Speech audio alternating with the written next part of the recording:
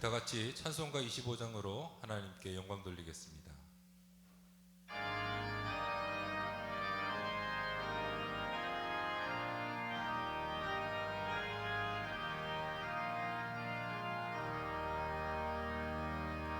멸류관 벗어서 주 앞에 드리세. 저 천사 기쁜 노래가 온 땅에 퍼지네. 내원 깨어서 주 찬송하여라. 온 백성 죄를 속하신 만왕의 왕일세. 멸류관 벗어서 주 앞에 드리세. 그 손과 몸의 상처가 영광 중 빛나네. 하늘의 천사도 그 영광 보고서 고난의 신비 알고자 내를 모아도다. 멸류관 벗어서 주 앞에 드리세. 온 세상 전쟁 그치고 참 평화 오겠네. 주 보좌 앞에서 온 백성 엎드려 그 한량없는 영광을 늘 찬송합니다. 아멘. 주님, 그 멸류관의 그 상처가, 그 고난이 우리 가운데 함께 있기를 소원합니다. 우리가 날마다 주님의 그 고난과 주님의 그 십자가를 바라볼 수 있도록 주님 도와주시고, 또한 그 고난을 통하여서 우리가 주님께 더욱 다가갈 수 있는 우리 모든 성도님들 될 수 있도록 주님께서 함께하여 주시옵소서. 이 시간 우리가 신령과 진정으로 주님을 예배하고 주님만을 찬양하길 소원하오니, 주님 이 시간 우리의 마음 가운데, 우리의 장소 가운데 우리의 모든 것을 다 지배하셔서 우리를 온전히 주님만 바라볼 수 있도록 우리를 도와주시옵소서. 하나님께서 함께 할 줄 믿사오며 예수 그리스도의 이름으로 기도하였습니다.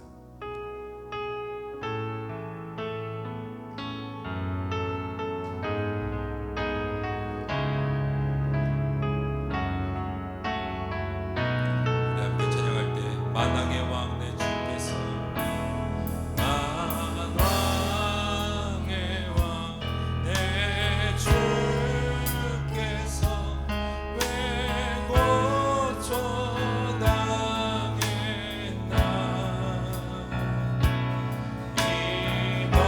이벌레 같은 날 위에 그 보혈을 연 십자가, 십자가, 십자가, 십자가.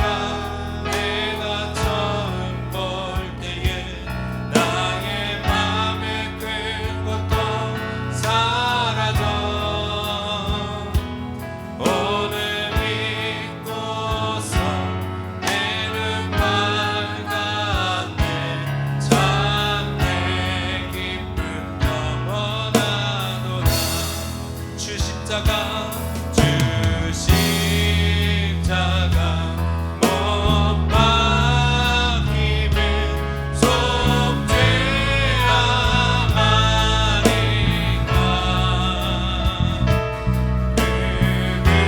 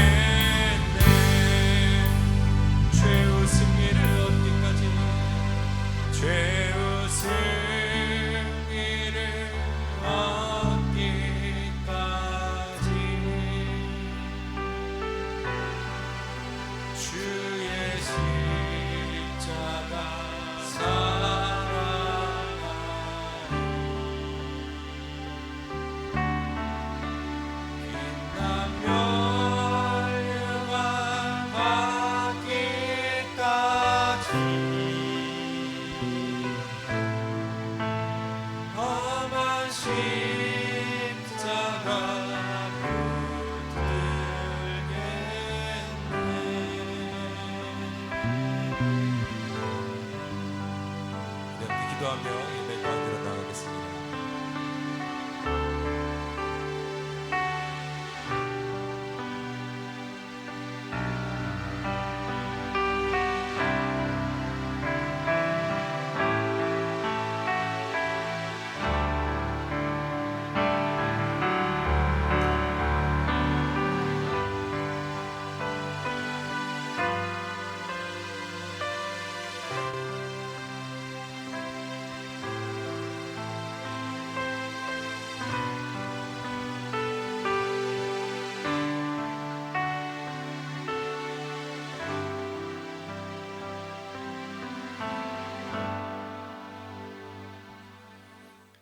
기도하겠습니다.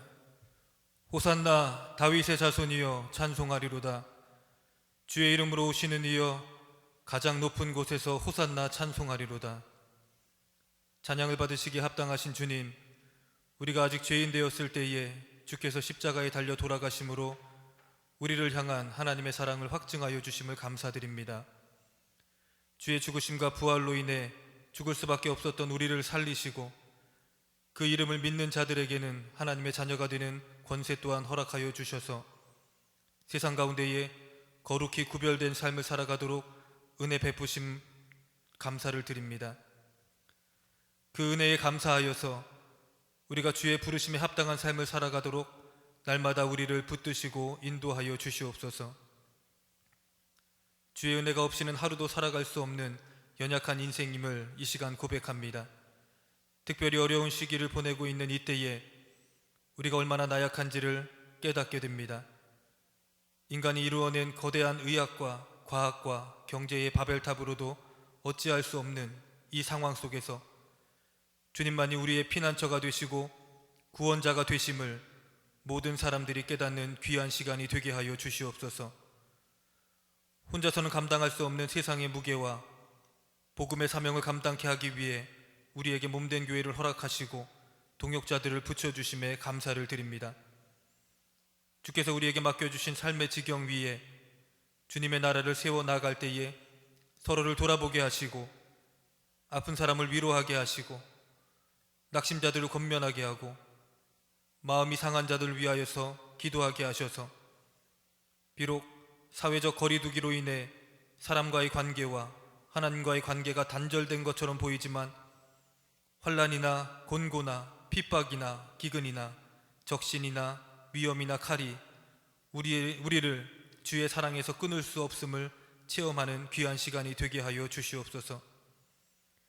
이 일을 위해 믿는 그리스도인들이 세계와 나라와 민족을 위해 기도하게 하시고 이 기도가 하나님의 보좌를 움직이는 놀라운 기적이 일어나서 하루속히 전염병 가운데서 우리를 치료하시고 많은 사람들이 이 일로 인해 주님께로 돌아오는 은혜를 체험하게 하여 주시옵소서. 오늘도 각자의 처소에서 하나님을 찬양하며 예배하는 모든 성도님들을 축복하여 주시어서 담임 목사님의 말씀을 통해 위로를 받게 하시고 힘을 얻게 하시고 한 주간 주님으로 인해서 기뻐하고 승리하기에 넉넉한 은혜를 예배를 통해 공급받게 하여 주시옵소서. 감사드리며 이 모든 말씀 우리 주 예수 그리스도의 이름으로 기도하옵나이다. 아멘.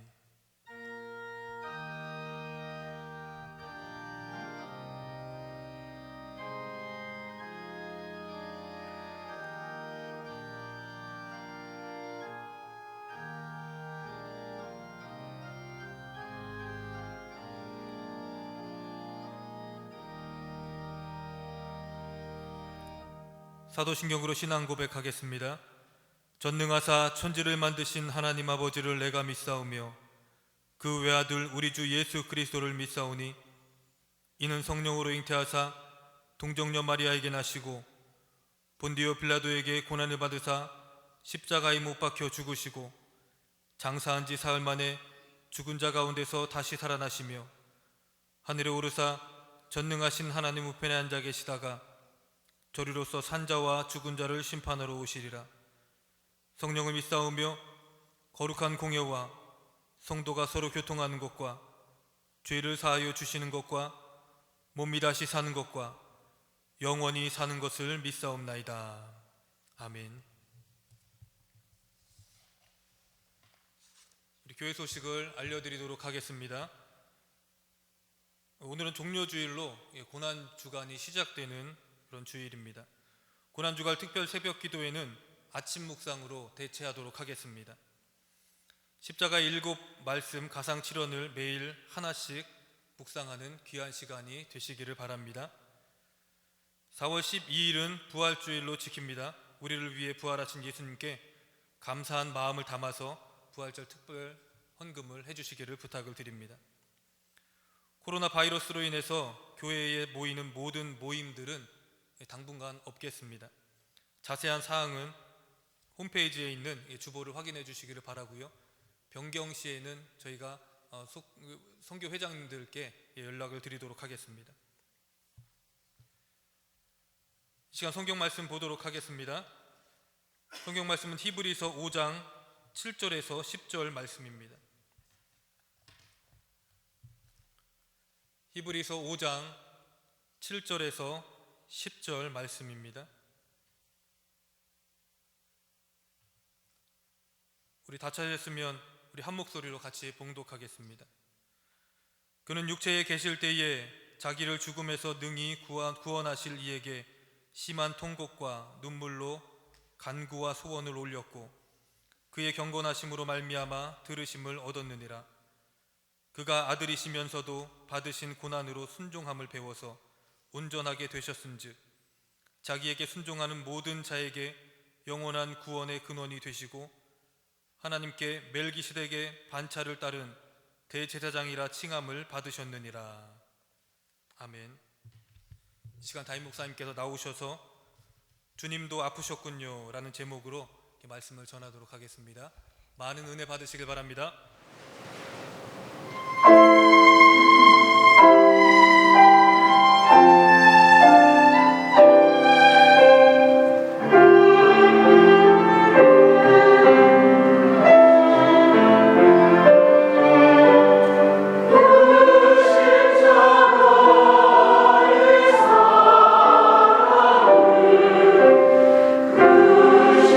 십자가의 은혜 기억하리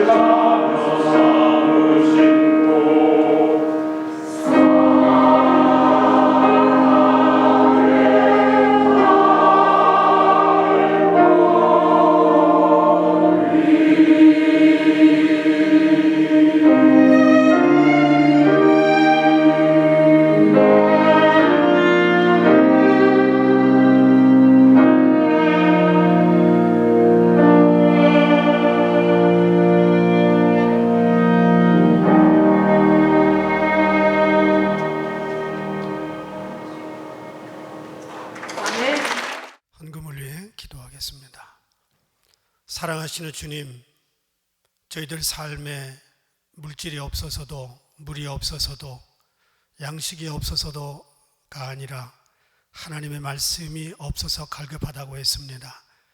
그러나 저희들이 삶 속에 물질이 꼭 필요하지만 하나님의 선교와 이웃을 위해 드립니다. 하나님께서 기쁘게 받으시고 특별히 어려운 환경 가운데 가게와 직장에 나가시는 분들을 축복하시고 어렵고 힘든 가운데도 주님께 헌신하며 봉사할 때에 주님께서 그 귀한 것들을 받으시고 하나님의 축복을 더하여 주시옵소서. 어려운 가운데 건강을 지켜주시고 바이러스로부터 전염되지 않도록 우리의 육신을 붙들어 주시며 이 환난이 다 통과할 때까지 은혜와 긍휼로 저희들을 감싸 주시옵소서. 감사하고 예수님의 귀하신 이름으로 기도드리옵나이다. 아멘. 여러분들 빈 의자를 보면서 제가 대강 어느 분이 어느 의자에 앉는지 거의 압니다. 그래서 빈 의자지만 대부분 쳐다보면 거기에 있는 여러분들의 얼굴이 생각이 납니다. 하루빨리 대면하여 볼 수 있기를 기도하고 있습니다. 오늘은 종료주일이면서 동시에 고난주일이 시작되는 날입니다. 오늘 말씀, 주님도 아프셨군요. 그런 말씀을 드리려고 합니다. 여러분, 이 연탄길이라고 하는 책으로 유명해진 이철환 작가가 있습니다. 이분이 여러 책을 썼는데 그 중에 예수 믿으면 행복해질까? 이런 책이 있습니다. 자신이 절망 가운데 만난 하나님을 기록한 이야기입니다. 이분이 쓴 베스트셀러 연탄길이 뮤지컬로 만들어졌습니다. 그리고 교과서에도 실렸습니다. 이분은 연탄길의 성공 이후에 행복을 누리기보다 오히려 7년 동안의 집필 기간 동안에 질병을 얻었습니다. 절망에 빠졌습니다. 과로 때문에 이명 현상이 생겼습니다. 그래서 마치 전기톱으로 쇠 파이프를 자르는 것 같은 소음이 귓속을 계속 울렸습니다. 그리고 지팡이 없이는 단 몇 걸음도 걸을 수 없는 어지러움을 겪었고요. 급기야 자살 충동까지 느끼는 극심한 우울증에 시달리게 되었습니다. 이런 고통 가운데서 자기가 가지고 있었던 믿음의 모든 것이 흔들리기 시작합니다. 과연 하나님이 살아계신가 하는 의심의 바닥까지 내려갔습니다. 믿음의 뿌리까지 깊이 내려간 다음에 결국 그는 하나님을 다시 한번 깊이 만납니다. 고통 가운데 늘 자신의 손을 붙들고 있었던 하나님의 은혜를 깨닫고 나서 이런 고백을 합니다. 하나님 밖에서 하나님 안으로 들어가는 것보다 하나님 안에서 더 깊은 하나님 안으로 들어가는 것이 힘들었다. 이분은 성공했을 때보다 깊은 고통 가운데 하나님을 더 깊이 경험합니다. 그래서 예수를 믿으면 행복해질까? 이런 책을 통해서 모든 분들에게 이야기하고 싶은 것은 바로 이겁니다. 성공과 형통함을 위해서 예수를 믿는 사람들에게 진짜 행복은 그것이 아니라는 겁니다. 하나님께서는 우리가 원하는 것과 정반대의 응답을 주실 수도 있다는 것입니다. 그러나 기도한 대로 이루어지지 않아도 계속 기도할 수 있고 하나님을 의지하는 것이 바로 믿음이라고 말합니다. 예수 믿다 보면 거룩한 고통을 피할 수가 없습니다. 예수님 때문에 피할 수 없이 당하는 그런 아픔이 있고 고통이 있습니다. 그런데 요즘은 그런 고통, 소위 말하면 거룩한 고통이라고 할 수 있는 이런 고통을 외면하는 시대가 됐습니다. 값싼 축복은 널려 있는데 경건을 위한, 하나님을 위한 거룩한 고통은 거부하는 사람들이 많아졌습니다. 힘든 사명, 괴로운 자리는 남에게 슬쩍 양보하고 편하고 좋은 자리만 서로 차지하려는 시대의 모습들이 보입니다. 그런데 거룩한 고통을 거절하면 그 고통을 극복하면서 얻을 수 있는 영적인 희열과 축복도 경험할 수가 없습니다. 주님을 위해 고통당하는 것은 뭐가 모자라거나 자격이 안 돼서 당하는 게 아닙니다. 오히려 하나님의 특별한 선택 가운데 일부에게만 주어지는 어쩌면 특권입니다. 그래서 주님을 위해 고통과 고난을 겪는 것은 절대 부끄러운 일이 아닙니다. 시편 84편 6절 7절 보니까 그들이 눈물 골짜기로 지나갈 때에 그곳에 많은 샘이 있을 것이며 이른 비가 복을 채워주나이다. 그들은 힘을 얻고 더 얻어 나아가 시온에서 하나님 앞에 각기 나타나리이다. 거룩한 고난을 당하는 사람들의 특권은 하나님 앞에 나타나 그분의 얼굴을 뵙는다는 것입니다. 하나님은 하나님의 이름으로 고통당하는 자들의 아픔을 외면하지 않았습니다. 시편 116편 8절도 주께서 내 영혼을 사망에서, 내 눈을 눈물에서, 내 발을 넘어짐에서 건지셨나이다. 이렇게 고백하고 있습니다. 하나님은 고달픈 인생길을 가는 당신의 자녀들을 눈물의 골짜기에서 붙들어 주시는 것입니다. 오늘 7절 보니까 그는 육체에 계실 때에, 예수님을 말하지요. 그는 육체에 계실 때에 자기를 죽음에서 능히 구원하실 이에게 심한 통곡과 눈물로 간구와 소원을 올렸다. 이런 표현이 나옵니다. 아마도 히브리서 기자는 이 표현을 통해서 겟세마네 동산에서 이 잔을 옮겨달라고 기도했던 고통스러웠던 예수님을 생각했을 것이 분명합니다. 주님은 이 땅에 완전한 육신으로 오셔서 우리와 똑같은 시험을 당하셨습니다. 인간의 모든 감정과 아픔 경험하셨습니다. 또한 우리와 같이 연약함도 경험하셨습니다. 우리처럼 힘들게 사셨습니다. 그런데 주님은 우리의 고통을 외면하지 않으셨습니다. 다 알고 계시는 분이기 때문에. 사실 주님은 하나님의 아들이기 때문에 고통을 받아야 될 이유가 없었습니다. 그럼에도 불구하고 그가 고통당하실 이유는 한 가지입니다. 저와 여러분의 죄 때문입니다. 예수님이 이 땅에 계시는 동안에 철저히 하나님께 순종하셨고 순종 속에 고통이 들어있었지만 그 고통을 외면하지 않으셨습니다. 그리고 그 고통을 경험한 다음에 동일하게 아픔을 겪고 고통을 달고 사는 모든 사람들에게 위로가 되어주신 것입니다. 여기 9절에 보니까 자기에게 순종하는 모든 자에게 영원한 구원의 근원이 되셨다. 이 말은 주님의 자녀들이 겪는 고통 가운데서 영원한 유일한 구원의 근원이 되셨다는 말입니다. 이 앞에 보면은 히브리서 2장 18절에도 그가 시험을 받아 고난을 당하셨은즉 시험 받는 자들을 능히 도우실 수 있느니라. 또 4장 15절에도 우리에게 있는 대제사장은 이분 예수님입니다.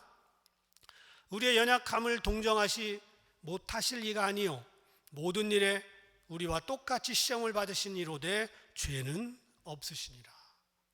주님은 우리의 아픔에 동참하시는 분입니다. 한 번은 예수님께서 나사로가 죽었을 때 갔던 기록이 있습니다. 요한복음 11장 34절 35절 주여 와서 보옵소서 하니 예수께서 눈물을 흘리시더라. 요한복음 11장 35절 가장 짧은 구절입니다. 예수께서 눈물을 흘리시더라. 예수님이 고통당하시고 부활승천하신 다음에 이 땅에 성령님이 내려오셨습니다. 성령님도 우리의 고통에 동일하게 참여하시는 분입니다. 로마서에서 바울은 이렇게 기록했습니다. 그분은 말할 수 없는 탄식으로 우리를 위해 대신 간구하신다. 예수님도 우리를 위해서 간구하셨고 아프셨습니다. 성령님도 지금 연약한 성도들을 위해 탄식하고 아파하고 계십니다. 또 주님을 사랑하는 많은 사역자들이 함께 고통을 나누어 줬습니다. 바울은 에베소에서 목회할 때 3년이나 밤낮 쉬지 않고 눈물로 각 사람을 훈계했다. 이렇게 사도행전 20장 31절에 기록합니다. 믿음의 사람들이 흘린 눈물은 이웃의 고통에 함께하는 애통의 눈물입니다. 주님도 우셨어요. 바울도 울었어요. 모세도 울었습니다. 모든 신실한 주의 종들이 성도들의 아픔에 동참하면서 함께 울고 있습니다. 눈물은 나와 이웃을 회복하는 치료제입니다. 복음서가에 보니까 왜 나만 겪는 고난이냐고 이런 가사가 있습니다. 거기에 보면 왜 나만 겪는 고난이냐고 불평하지 마세요. 고난의 뒤편에 있는 주님이 주실 축복, 미리 보면서 감사하세요. 너무 견디기 힘든 지금 이 순간에도 주님이 일하고 계시잖아요. 남들은 지쳐 앉아 있을지라도 당신만은 일어나세요. 한국의 암 치료의 권위자인 이병욱 박사라고 있습니다. 이분이 15년 동안 무려 암 수술을 1000번 이상 집도한 전문가입니다. 그런데 세월이 갈수록 의술이 만능이 아니라는 걸 깨달았습니다. 암 환자의 몸을 낫게 하려면 수술 못지않게 암을 만든 마음의 병을 치료하는 것이 중요하다는 걸 깨달았습니다. 그래서 그분은 암을 이렇게 말합니다. 사연으로 작동하는 병. 뭔가 사연이 있고 스트레스가 있고 이유가 있기 때문에 암이 걸렸다는 겁니다. 그러면서 이 박사는 이런 얘기를 했어요. 마음의 감정의 독소들이 쌓인 상태에서 몸에 있는 암세포만 떼어내는 것은 의미가 없다. 마음과 몸을 함께 돌보는 의학적인 접근이 필요하다. 그렇습니다. 그러면서 먼저 마음의 응어리를 풀어 독을 빼내야 되는데 가장 효과적인 수단이 눈물이라고 의학 박사가 얘기했습니다. 이분이 쓴 울어야 삽니다라고 하는 글에 보니까 사람이 눈물 흘릴 때 심장 박동이 증가한답니다. 혈액순환이 원활해진답니다. 그래서 피 속에 있는 산소와 영양분의 순환이 좋아지면서 몸 구석구석에 뻗어있는 모세혈관이 살아난다고 합니다. 또 눈물을 흘리고 나면 아드레날린 같은 스트레스 호르몬이 크게 줄어들고 상대적으로 면역력이 크게 증가해서 바이러스에 감염된 세포와 암세포를 이길 수 있는 세포가 생긴다는 것입니다. 그래서 결국은 뭐냐? 눈물이 암을 이길 수 있게 한다는 것입니다. 여러분, 결국 이 예술 위에 울면서 고통당하는 사람들은 이미 자기 속에 상처로부터 회복되는 특권을 하나님이 먼저 주시는 것입니다. 세상은 건강한 의사가 환자를 치료합니다. 아픈 의사들은 자기 돌보기도 바쁘지요. 그런데 우리는 상처를 경험했던 예수님께서 우리를 치료해 주십니다. 그래서 상처받은 치유자, wounded healer 그런 말을 씁니다. 그분은 우리처럼 아파했고요. 우리처럼 연약했던 분입니다. 또 눈물을 흘리셨고요. 십자가의 고통에 절규했던 분입니다. 그래서 우리의 아픔을 아십니다. 우리를 치료할 수 있는 분입니다. 아파본 사람이나 병을 가진 사람들은 남들을 이해하고 다른 사람을 대하는 것이 건강한 사람과 다르다는 겁니다. 아파보았기 때문에. 지금으로부터 120년 전에 미국 선교부에서 한국에 조선에 윌리엄 선교사 부부를 파송합니다. 이 윌리엄 선교사 부부는 충남 공주에 내려와서 충남 지역을 선교하기 시작합니다. 공주에 와서 첫 아들을 낳았는데 한국에 광복됐으면 좋겠다. 그래서 우광복이라는 이름을 짓습니다. 몇 년이 지나서 두 딸을 얻습니다. 올리브, 로저. 3남매가 아주 예쁘게 자랐습니다. 그런데 1906년 2월 달 논산 지역에 부흥회를 인도하고 돌아오다가 윌리엄 선교사가 비가 오니까 상역간에 잠시 피했습니다. 그런데 그 하필이면 상역간이 하루 전날 장티푸스로 죽은 사람을 장례하고 장례 용품을 보관해 두었던 곳입니다. 윌리엄 선교사가 거기에서 하루 지내면서 장티푸스에 감염이 됩니다. 그리고 얼마 후에 세상을 떠납니다. 졸지에 과부가 된 선교사님은 남편을 묻고 본국으로 돌아갑니다. 그런데 2년 후에 다시 세 자녀와 함께 조선의 공주 지방으로 다시 돌아옵니다. 그런데 돌아오자 어린 두 딸이 풍토병에 걸려 죽었습니다. 공주에 묻었습니다. 감당하기에는 너무 힘들고 아프지만 남은 아들 우광복, 그 아들 하나를 데리고 사모님은 계속 선교 사역을 합니다. 그리고 약 47년간 선교 사역을 하면서 공주와 충남 지역에 많은 교회들을 세우는데 크게 공헌을 했습니다. 이 아들 우광복은 공주에서 태어나서 초등학교와 중학교를 나왔습니다. 그리고 다시 미국으로 건너가서 공부하다가 다시 한국으로 돌아왔습니다. 그때가 바로 일제 식민지 통치 시절이었는데 군정이 시작됩니다. 얼마 후에 군정이 시작되자 그 군정관이 누구였냐면 하지 중장이었습니다. 이 하지 장군이 신탁 통치할 때 영어와 한국말을 동시에 능통하게 잘할 수 있는 사람이 필요했는데 바로 윌리엄 선교사의 아들 우광복이 적임자였습니다. 우광복이 하지 중장의 참모가 되어가지고 한국 정부 수립에 깊이 관여합니다. 그때 하지 중장이 우광복에게 이렇게 이야기합니다. 자네가 한국 사정을 잘 아니 앞으로 한국을 이끌어 나갈 인재 50명을 추천해달라. 우광복은 어머니와 상의한 후에 어머니가 추천해주는 50명을 하지 장군에게 소개합니다. 놀라운 사실은 50명 가운데 48명이 기독교인이었습니다. 그래서 한국 정부가 수립되면서 요소에 기독교인들이 들어가 건국을 앞장서서 합니다. 초대 문교부 장관이었던 아론상 박사 기독교인이었습니다. 그래서 그는 문교부 장관이 되자마자 미신 타파를 시작합니다. 초대 국방부 장관 기독교인입니다. 군대 안에 군목제도를 만들어서 한국군을 하나님의 군대로 예배하는 군인으로 만듭니다. 그리고 재헌국회 국회의원 거의 모두가 다 기독교인들이었습니다. 이때 기독교 인구가 약 5%가 안 될 때였습니다. 그런데 윌리엄 사모님이 추천해준 50명 가운데 48명의 기독교인들이 각 분야에 들어가서 나라를 새롭게 한 결과 10년 안에 500만이 됩니다. 20년 안에 1000만 성도가 되는 바탕이 된 겁니다. 이런 기적의 시작은 우광복이 추천한 50명으로부터 시작됐고 그 어머니의 추천이 바로 동기가 된 겁니다. 그 어머니는 남편을 먼저 보내고 두 딸을 먼저 보내고 아픈 가슴으로 상처를 입은 가운데 사역했던 분입니다. 이역만리 타국에서 남편과 두 딸을 잃어버렸는데 흔들림 없이 고통을 가슴에 품고 사역했던 사모님의 아픔이 대한민국을 새롭게 하는데 쓰임받았다는 것입니다. 이 우광복은 1994년 87세로 세상을 떠납니다. 그리고 11살에 죽은 동생 올리브가 묻혀있는 무덤 곁에 묻어달라고 유언을 했고 지금 남매가 한국에 나란히 묻혀 있습니다. 이분들은 상처를 가지고 있는 사람이었으면서 동시에 치료자로서 우리 민족의 아픔을 함께 했던 사람들입니다. 우리는 지금 코로나 바이러스가 창궐하는 시대를 지나고 있습니다. 주님께서 우리 곁에 오셔서 우리를 붙들어 주시기 때문에 우리가 지금 살아있는 것입니다. 오늘 우리는 나 자신의 힘으로 사는 게 아니라 보이지 않는 주님의 손에 이끌려 살고 있습니다. 내가 힘들고 어려울 때 나를 곁에서 붙들어 주시는 그분의 손길 때문에 살고 있는 것입니다. 그분은 우리의 아픔을 모르는 분이 아니라 우리처럼 심한 통곡과 눈물로 기도했던 분입니다.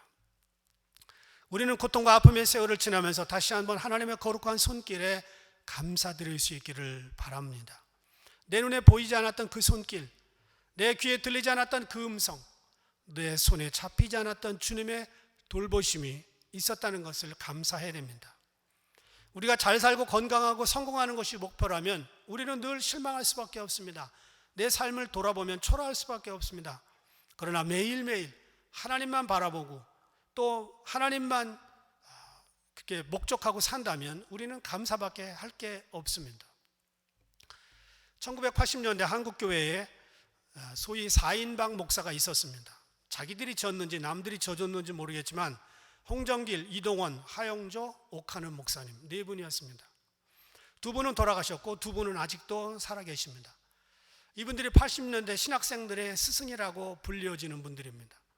그 중에 한 분이었던 홍정길 목사가 몇 년 전에 자기 40년 목회를 되돌아보고서 한마디로 얘기합니다. 자기의 목회는 실패였다. 본인이 롤 모델로 삼았던 대형 교회들, 미국 교회들, 또 자신이 예배당 크게 짓고 사람들이 많이 모이게 했던 것, 그거 말고는 아무것도 내세울 게 없었다는 걸 고백했습니다. 그리고 목회의 목표가 잘못 설정되었다는 사실, 제자 훈련도 하고 선교도 열심히 했지만 자기가 본질을 잃어버렸다고 말합니다.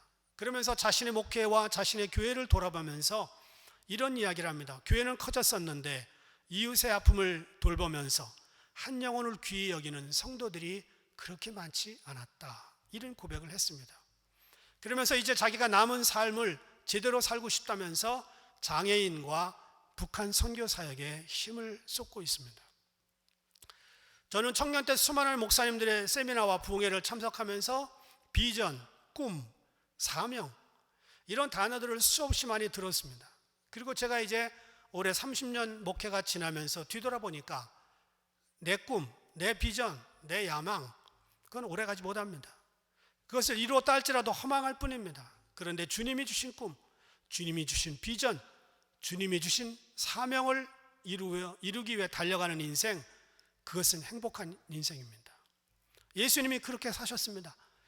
이 잔을 내게서 지나가게 해달라, 고난주간에 하셨던 기도입니다.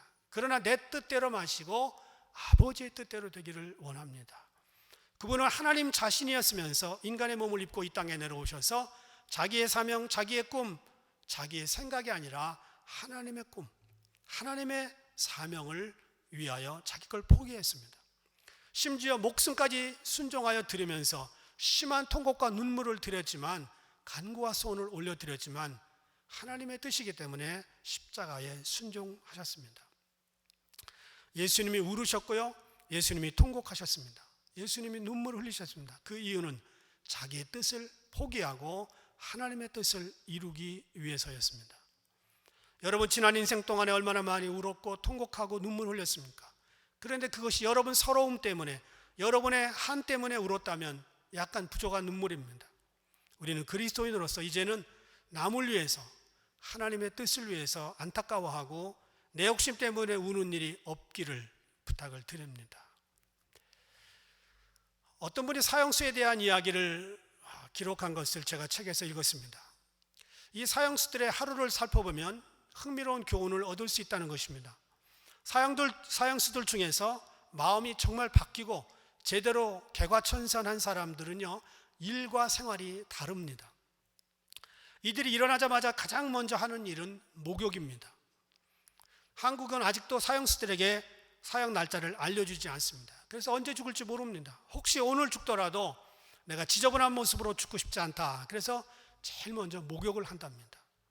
이분들은요, 다른 재소자들보다 4시간 늦게 자고 2시간 일찍 일어납니다. 구치소에서 잠자는 시간이 8시 반이고 기상시간이 6시인데 이들은 거의 하루에 4시간, 3시간 반 정도 잔다는 겁니다. 왜냐하면 남은 삶이 짧은 것을 알기 때문에 그때까지 최선을 다해 살고 싶다는 거예요. 이 사형수들을 감방 안에서는 최고수라고 부릅니다. 형량도 최고수고 대부분 별도 많습니다. 그래서 감방 생활에 익숙하기 때문에 최고수라고 부릅니다. 감옥 안에서는 최고수들에게 자문을 구하는 재소자들이 많다고 그렇게 얘기를 합니다. 감방 생활, 형량을 줄이는 방법, 억울한 누명을 썼을 경우 탄원서를 넣는 방법, 변호사 선정하는 방법, 이 모든 것들을 최고수들은 너무 잘 알고 있다는 것입니다. 이런 사형수들에게 영향을 받아서 공부를 다시 시작하고 인생의 새 출발을 하는 사람들이 상당수가 있다고 그래요. 이 사형수들은 들어올 때 모습과 나갈 때 모습이 확연히 차이가 난다고 합니다. 들어올 때는 세상을 비난하고 자기가 재수가 없어서 걸렸다고 그렇게 이야기한답니다. 그런데 얼마 지나고, 보통 한 6개월 정도 지나고 나면 자기가 얼마나 잘못된 죄를 지었는지, 얼마나 인생을 잘못 살았는지 철저하게 깨닫는다는 것입니다. 그리고 매일매일 그렇게 촌각을 아껴가면서 산다고 합니다. 이렇게 살던 어느 날 간수가 찾아옵니다. 875번 면회다, 나와. 그러면 감이 딱 온다 그래요. 간수의 말을 듣고 밖으로 나가면 면회가 아니라 이거는 내 인생 여기서 끝나는구나 안다는 거죠. 그래서 문 밖을 나가면 무술 고단자들이 두 팔을 끼고 꼼짝 못하게 한다는 거예요. 사형 집행일이 온 것입니다. 그리고 따라가면 자기 인생이 끝난다는 거예요. 여러분, 예수님은요 사형수였다는 거 아십니까? 그분은 끝까지 하나님의 뜻을 따라 십자가의 길을 걸어가셨습니다. 그리고 스스로 가셨습니다. 여러분, 우리도 어떤 의미에서는 사형수들입니다. 사형수와 우리와 공통점이 있는데 그것은 언젠가 죽는다는 것과 그 날을 아무도 모른다는 겁니다. 나도 어느 한순간 하나님이 부르신 날이 있을 겁니다. 아무개 하나님 면회다. 그렇게 하면 그날 부끄럽지 않게 하나님 앞에 설 수 있는 저와 여러분 되기를 부탁을 드립니다.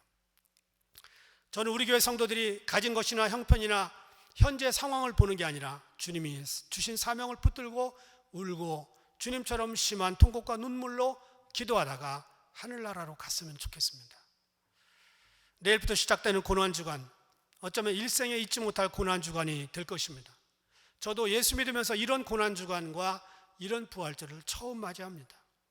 이곳저곳에서 코로나로 죽어가고 있는 이웃들, 중국에서, 이탈리아에서, 스페인에서, 중동에서, 또한 악한 정권에 시달리고 있는 북한, 우리 주변에 있는 불행한 사람들 너무나 많습니다.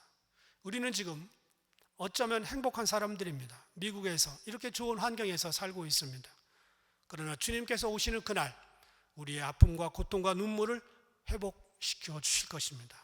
이번 한 주간 동안 주님처럼 하나님의 뜻에 순종하고 우리에게 맡겨주신 고난과 어려운 일들을 잘 감당하고 승리할 수 있는 저와 여러분이 되기를 주님의 이름으로 부탁을 드립니다.